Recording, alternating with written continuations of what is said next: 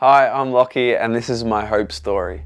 Before I met God, I lived in Melbourne and I had a life of boxing which involved violence and drugs, any type of substance abuse, and I was so far away from God. I always lashed out at my parents. I hated people that told me what to do. And then one day my dad told me to have a trip up to Bendigo. And he forced me to go almost. So I went up and I remember going to see one of my dad's close friends. His name was Todd. And he told me that God loved me and he was perfect and he's amazing and he loves me.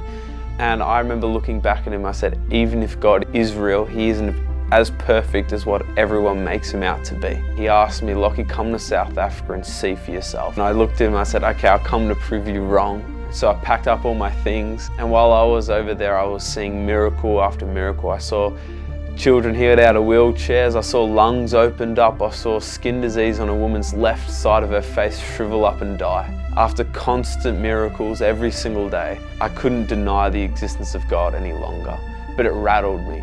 It was so surreal. And I remember a bus trip back to my apartment. I had this one thing on my heart to go ask if God was real, because I wanted to get on the next plane and go back home.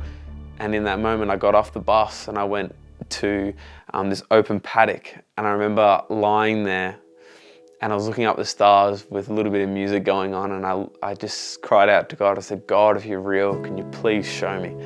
And in that moment, he encountered me on the spot. I heard a voice like thunder, an audible voice. And he said, Lachie, I love you. I want you to move from Melbourne. I want you to move to Bendigo and I want to transform your life. And he began to unpack Jesus to me, what he had done for me. And I had this hour conversation with an audible God. And from that point, I couldn't deny it any longer. It was impossible to argue. So as soon as I got off the plane, I moved straight to Bendigo and I started my life with Jesus. And ever since that moment, I have a relationship with God. I've dropped my violent nature. I've dropped my substance abuse. I have a beautiful relationship with my parents now. Jesus says, if you knock, the door will be open. Seek and you will find.